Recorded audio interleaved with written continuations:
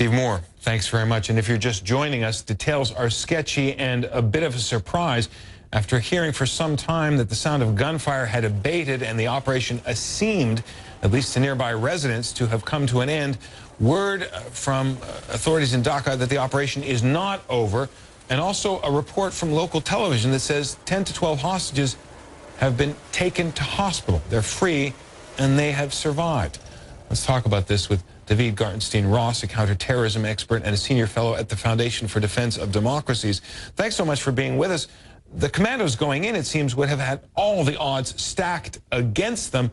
The details we have of the result are still very sketchy, and they may ultimately prove to be inaccurate, but the news could have been a lot worse.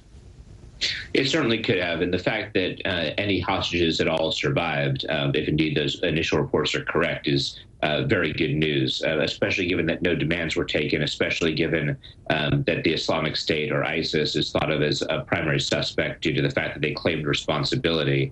It's not really a group that wants to allow anyone to survive, and so that in and of itself has to be considered good news.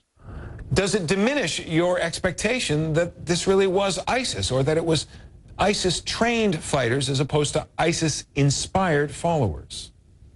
No, it doesn't. I mean, there's something interesting that happened here, which is that ISIS has its own quasi-official news agency. It's one that tries to appear more objective, but is clearly a part of the organization's media strategy. It's called the Al-Maq News Agency. And they actually claimed the attack for ISIS while the attack was still in progress, which is not something that I've seen ISIS or the news agency do previously.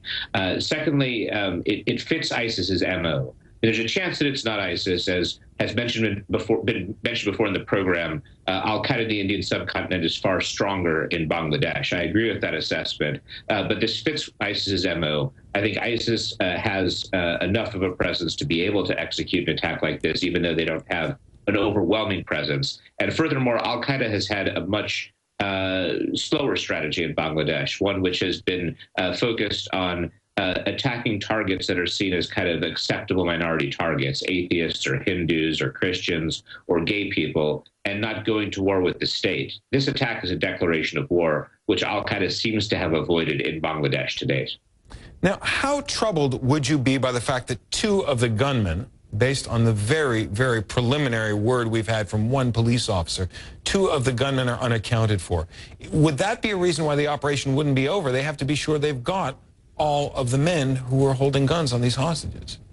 Right, as your previous guest mentioned, the 6, 8 is a guess. What we've heard is numbers ranging from 6 to 8, and so as long as they're not sure if they've gotten all the gunmen, even if they don't know that there are two at large, they'll consider the operation to be ongoing as they methodically comb through to make sure that they're not leaving one of the gunmen behind.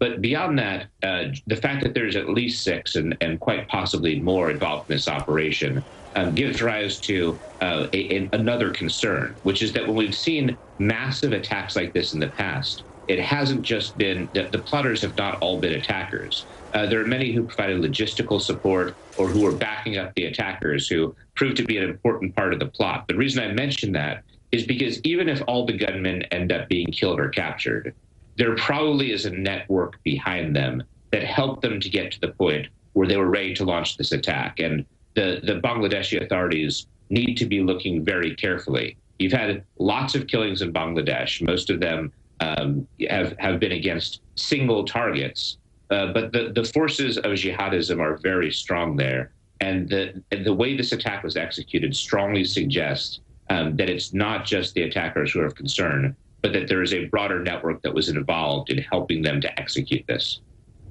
Daveed Gartenstein-Ross of the Foundation for the Defense of Democracies, thanks so much for talking with us.